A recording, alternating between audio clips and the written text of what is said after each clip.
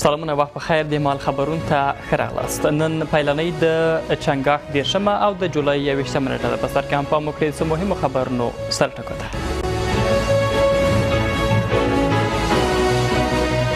طالبان امریکا سره په خبرو اترو بوخت دي. یوې بهرنۍ رسنۍ دا خبره د طالبانو د پلاوي د مرکې پر بنسټ کړې ده.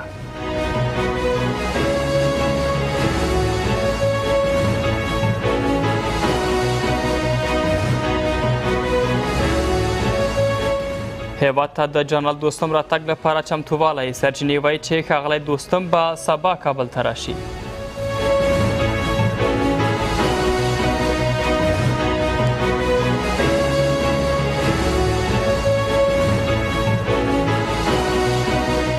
د رڼو ټاکنو په ترسره کېدو ټینګار کوي. د ټاکنو خپلواک کمیسیون مشر وایي چې د راتلونکو ټاکنو په پایله کې به معامله کوونکي استازي ولسي جرګې ته لار پیدا نه کړي.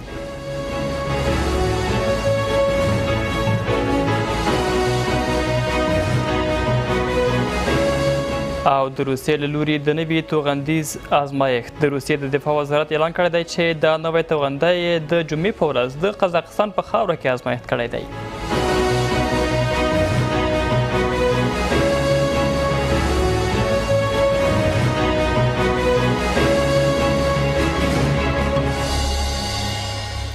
بشپړ خبرونه درته شمس الله رحیمي وړاندې کوي. د طالبان ډلو ادعا کړې ده چې دوی له امریکایي چارواکو سره په نامستقیمه توګه په خبرو اترو او لیدنو بوخت دي. د طالبان ډلې یوې سرچینې NBC ټلویزیون ته ویل دي چې د دې ډلې استازو له امریکایي چارواکو سره څو ځلې په افغانستان، قطر او اماراتو کې لیدنه کړې ده. له بله خوا د هیواد د سولې ستره شورا په راتلونکې اونۍ کې د افغانستان، امریکا، عربي متحده اماراتو او سعودي عربستان په ګډون د څلور اړخیزو ناستې له ترسره کېدو خبر ورکوي.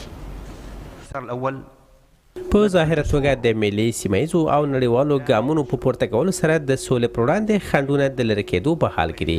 په دې وروستیو کې د امریکا د NBS خبري شبکې د طالبانو د یوې سرچینې په حواله ویلي چې د دغې ډلې استازو څو ځله له امریکایي چارواکو سره لیدلي دي. د افغانستان ترڅنګ قطر او متحده عربي امارات هغه هیوادونه ښودل شوي چې د دواړو لورو استازو پکې کتلي دي. دغه سرچینې همداشان زیاته کړې چې د امریکا د حکومت استازي په دغې لیدنه کې له 5 ډېر کسان نه وو او خبرې اترې هم په دوستانه فضا کې په هوټلونو کې شوي دي. سرچینو خبرو اترو لپاره د هوټلونو ټاکل د دواړو لورو د استازو له لورې په یو بل بې اعتمادي ښودلې ده. د طالبانو ډلې تر اوسه په رسمي توګه په دې اړه څه نه دي ویلي، خو د امریکا د بهرنیو چارو وزارت د افغانستان اوسنۍ ستونزې د هواري لپاره د هڅو خبر ورکړی. دلته د سولې ستره شورا د هیواد د عالمانو له شورا سره په ګډې ناسته کې راتلونکې اونۍ د سولې په تړاو د بلې څلور اړخیزې ناستې خبر ورکوي. انشاءالله در این هفته 4 جانبه بین سعودی عربستان، افغانستان و امارات و امریکای متحده ایالات دایر میشه. بدون از او هم بعضی پروگرام‌های دیگه هم هستن که وزارت خارجه و حکومت سر از او کار میکنه. خو لا څرګنده نه چې دغه ناسته په کوم هیواد کې ترسره کیږي، خو د عالمانو شورا بیا د سولې په برخه کې د اسلامي هیوادونو رول مهم په ګوته کوي.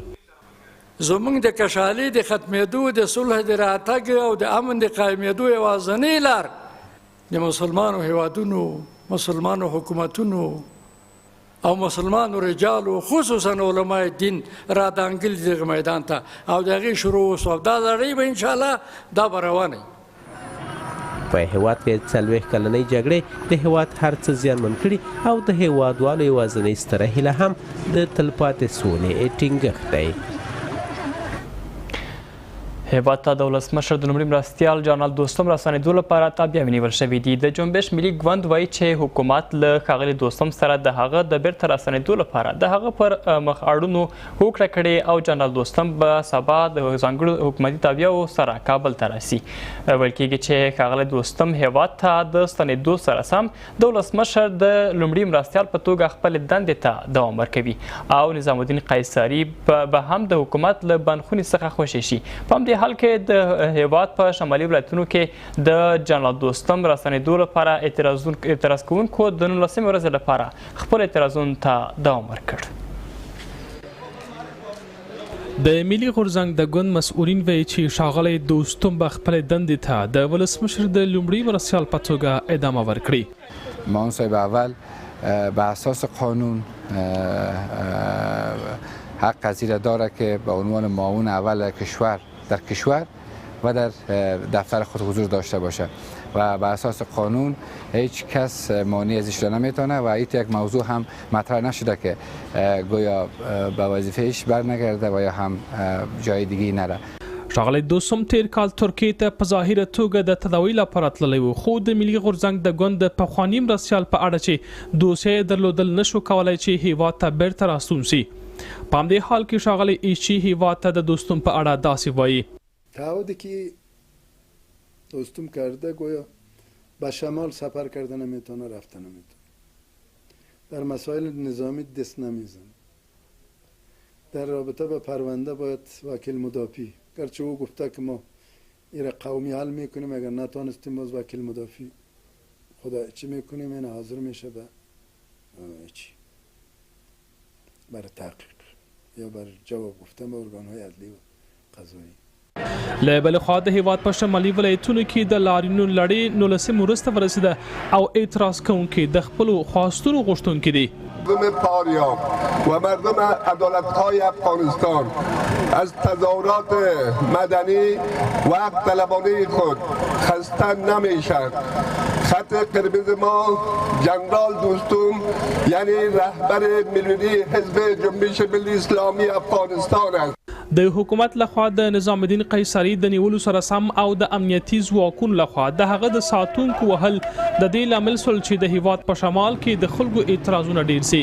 د دې اعتراضونو پر دوام په دې ولایتونو کې ډېرې دولتي ادارې تړل شوي دي او د دې ولایتونو اوسیدونکي له ډېرو ستونزو سره مخ کړي دي.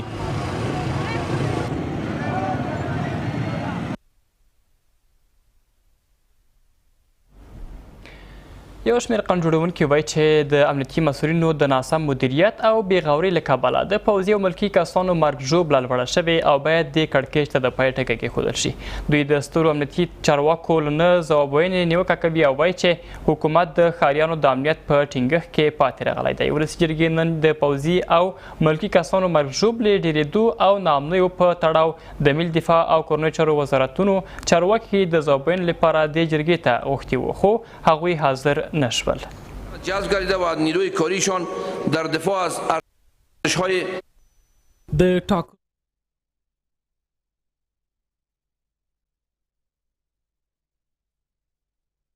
و خصوصا سکتورهای امنیتی در قسمت تامین امنیت افغانستان و مردم افغانستان زمینگیر شده. نمیتونه که برنامه‌های انکشافی دولت به وقت و زمانش به تطبیق گرفته شود. یکی از عامل اساسی از زمینگیر شدن ارگان‌های دفاعی و امنیتی افغانستان است. امور نظامی امنیتی و دفاعی کشور د ټاکنو خپلواک کمیسیون مشر وایي چې د راتلونکو ټاکنو په پایله کې به معامله کوونکي استازي ولسي جرګې ته لار پیدا نه کړي. ښاغلی سید چې د دې کمیسیون د دارالانشا د مشر د پیژندلو په ناسته کې خبرې کولې وویل چې یو ځل بیا ټینګار وکړ چې راتلونکي ټاکنې به رڼې او له درغلیو لرې ترسره شي. په دې منځ کې د ملي دفاع وزارت مسؤلین هم وایي چې دوی د راتلونکو ټاکنو بهیر د امنیت ټینګښت لپاره جدي تابعیاوې تر لاس لاندې لري. د ټاکنو د دارالانشا د رئیس احمد شاه زمانزي د معرفي کولو لپاره راټول شوي دي. په دې ناسته کې د ټاکنو خپلواک کمیسیون د دارالانشا د رئیس د نشتون په اړه وایي او ټینګار کوي چې راتلونکي ټاکنې به په رڼې توګه ترسره کیږي او معاملهګر کسان به ولسي جرګې ته لار نه پیدا کوي. داسې خلک دلته راشي چې هغه رښتیا د دې ملت د متن څخه راپاڅېدلي، د دې ملت په دردونو باندې دردیږي، د دې ملت دردونو ته د علاج او درملنې په لټه کې دي، هغه د دې خلکو نمایندګي وکړي. نه پراشوتي کسان، نه هغه کسان چې یوازې نه او یوازې هدف یې کمیشنکاري ده او د خلکو په سرنوشت باندې لوبې کوي. د ټاکنو د خپلواک کمیسیون د دارالانشا مشر د ټاکنو د خپلواک کمیسیون پر وړاندې د خلکو د راستللي اعتماد د بیرته لاس راوړل د کاري لومړیتوب کې دي. ارتباط خوب با ادارات امنیتی تا باشد انتخابات سال 2009 در یک فضای صلح و امن با وقت و زمان تعیین شده دایر نماییم. په همدې حال کې د ملي دفاع وزارت د ټاکنو د خپلواک کمیسیون سره د همکارۍ خبر ورکوي. تمام امکاناتی که در راستای تحقق روند انتخابات پلان شده مطابق با پالیسی های شما ما همکار خواهد بودیم و از هیچ نوع همکاری دریغ نخواهد کردیم. د ملي دفاع وزارت په داسې حال کې د ټاکنو د امنیت د لړۍ څخه خبر ورکوي چې تر اوسه د ناامنیو له کبله په ځینو ولسوالیو او کلیو کې د ټاکنو او نوملیکنې مرکزونه نه دي پرانیستل شوي. لنډه دمه لرو، وروسته بیا پاتې خبرونه.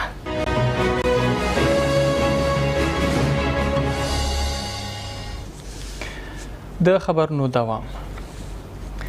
د مخابراتو او ټکنالوژۍ د مخکنی وزیر عبدالرزاق وحیدي دویمه محکمه د کار اسنادو نشتون له کبله بې پایلې پای ته ورسېده. د عبدالرزاق وحیدي د دوسیې قاضي وایي چې ښاغلی وحیدي د مخابراتي محصولاتو راټولېدو په تړاو د یوه موقت سیستم په جوړېدو سره عوامفریبي کړې ده او د ده د دندې پر مهال 30 کسان هم په ناقانونه توګه په دندو ګمارل شوي دي. خو د مخابراتو مخکنی وزیر بیا دا تورونه ردوي او ټینګار کوي چې هغه د مخابراتي محصولاتو د پیسو د حیف او مایل کېدو مخنیوي له کبله موقت سیستم جوړ کړی و. د مخابراتو د مخکنی وزیر د دوسیې په اړه د وزیرانو د دوسیو دویمه محکمه دغې غونډې ته د لوی څارنوال د نه حاضرېدو په اړه له غبرګون سره پیل شوه. و جلسه قبلی ما تاکید کردیم، هیئت قضایی خواهش کردن که جلسه رو ما میگیریم، اعتراضای خود وارد بکنین، در جلسه بعدی ما لوی څارنوال میخواهیم. اما متاسفانه که هنوز ما نمیبینیم لوی څارنوال. د مخابراتي چوپړتیا او د محصولاتو د راټولولو د سیستم د جوړېدو په برخه کې درغلۍ، په دې برخه کې اختلاس او په لوړو تنخواو د 30 کارکوونکو ګمارنه هغه تورونه دي چې مخکنی وزیر وحیدي ورسره مخ دی. سیستم موقت نیمه ریم تایم وجود نداره ولی وزیر صاحب به مردم افغانستان گفته که ما این خریداری کردیم، این موجوده و هیئت تحقیق هم 10 بار از اینا پرسیدیم که این سیستم به کجایه، به کجا شما این سیستم رو نصب کردین، برای ما نشان بدیم، ولی اونجا کاملا از تمام جریان تحقیق از این موضوع منکرن. د مخابراتو مخکنی وزیر د دغه ټولو ادعاو پر ردولو سره ویل چې د مخابراتي محصولاتو د راټولولو په برخه کې د پیسو د حیف مایل کېدو د مخنیوي لپاره موقت سیستم رامنځته کړ. سیستم ریل تایم در ظرف 6 ماه باید ایجاد میشد، ایجاد نشده. سیستم ریل تایم دشمنهایی داره، مافیایی در داخل نظام و این سیستم موقت هم حتی دشمن داره. معلوم میشه که در این سیستم موقت هم اینا میترسن. فعلا تصمیم برای میشد که تصمیم نهایی اتخاذ نگردید و منتظر روشنی بیشتری که در اسناد وجود داشته باشه وقت و مهلت را ایجاب میکنه. وروسته له هغه چې د مخابراتي خدماتو د محصول د راټولولو لړۍ په هیواد کې پیل شوه، حکومت ژمنه وسپارله چې تر 6 میاشتو به دغې لړۍ کې د روڼتیا لپاره زمانسنج رامنځته کوي، خو د 1.5 کال په تېرېدو سره لا هم دغه سیستم نه دی جوړ شوی.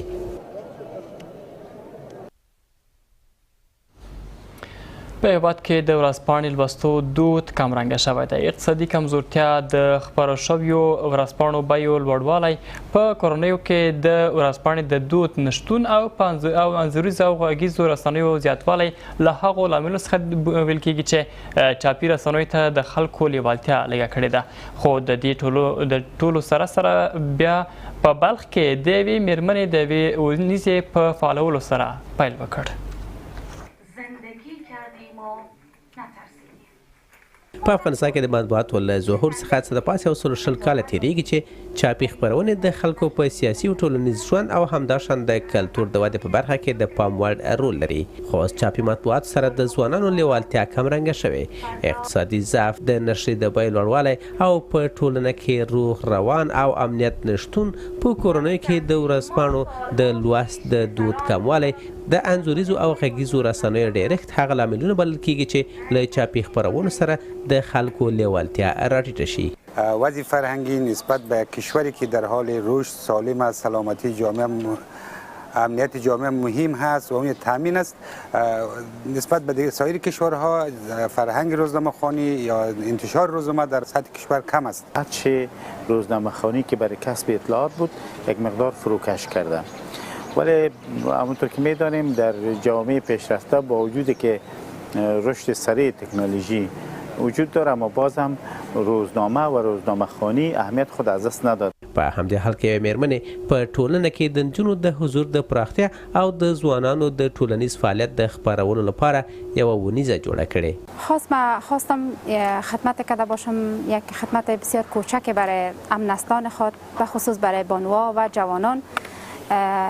تصمیم گرفتم برای افتتاح یک هفته‌نامه به نام هوژن که این هفته‌نامه را ما از بودجه شخصی خودم به چاپ رساندیم. په همدې حال کې شمېر نجونې هم دغه کړنه د ټولنیزو کړنو د دود او په ټولنه کې د نجونو د لاس ځلیدنې لپاره مهم په ګوته کوي. البته هفته‌نامه که افتتاح شد امروز برای نخستین بار میتونه خیلی بانوها رو تشویق کنه در عرصه رسانه رو بیارن و همچنان به یک توانایی میبخشه به بانوان که جرأت پیدا میکنن و میتونن که بیرون از خانه بیایند و کار کنن. افتتاح هفته‌نامه یک گام نیک است به خاطر رشد خانم ها، اینا بتونن کار بکنن. در اصل دیده میشه علاقمندی خانم ها بیشتر شده.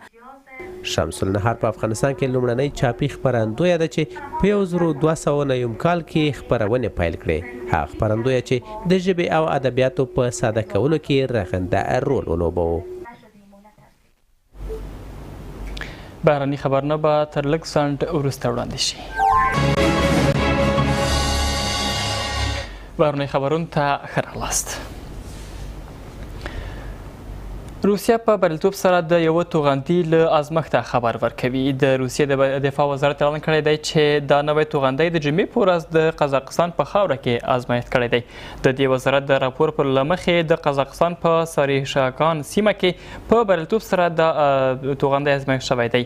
د روسیې د دفاع وزارت د دې توغندیزو ضد نوی وسلې ازمایښت موخه د روسیې له اسمان څخه کنټرول او اټکلیزو بریدونو پر وړاندې له ماسکو څخه ساتنه ویل شوې ده. چین او اماراتو په بیلابیلو برخو کې 14 د همکاریو تړونونه لاسلیک کړل. دا تړونونه عربي اماراتو ته د چین د ولسمشر شي جینګ پینګ د سفر په ترڅ کې د دوه هیوادونو ترمنځ د تګلاریزو همکاریو پر پراختیا په موخه لاسلیک شوي دي. په دې تړونونو کې نفتی او انرژي همکارۍ، ګډې پانګه اچونې، فرهنګي مرکزونو جوړېدل، برېښنایي سوداګرۍ، کرنه او چاپیریال شامل دي. دواړو خواوو همداشان دوه جلا تړونونه د چین یو کمربند، یو لار تر نامه لاندې او همدارنګه دریایي ورېښم لارې په برخه کې لاسلیک شوي دي. د عربي متحده اماراتو ته له 29 کلونو وروسته د چین د یو ولسمشر سفر دی.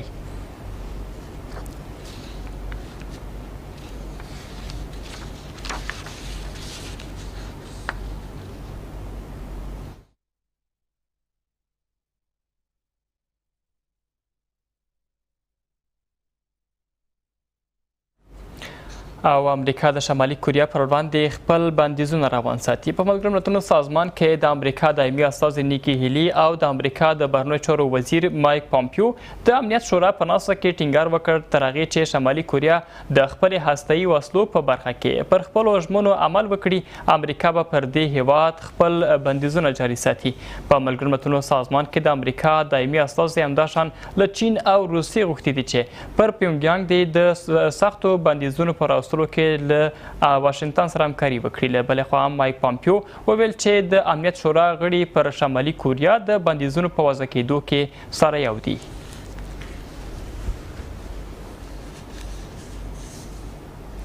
زموږ د مال خبرونه همدومره له پاملرنې څخه مو نړۍ مننه. د سبا د هوا حالت به مې هم همکار وړاندې کړي. خوشحاله اوسئ.